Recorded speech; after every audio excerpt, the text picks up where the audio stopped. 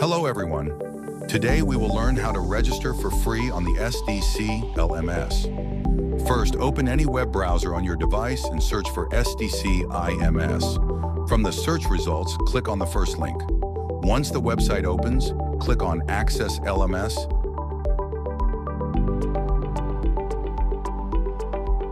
and then select the Register for Free option. Now enter your details such as your name,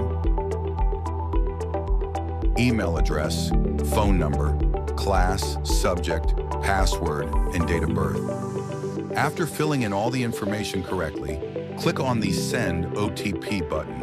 You will receive an OTP on your registered email address.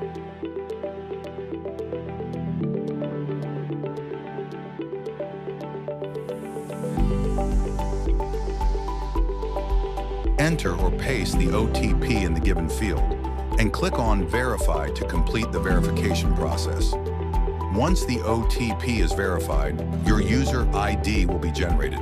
Make sure to copy and save this ID for future reference. Now enter your user ID and password and click on Login. After logging in, you will be able to access notes, worksheets, quizzes, and many more learning resources on the SDC LMS. Thank you for watching and happy learning.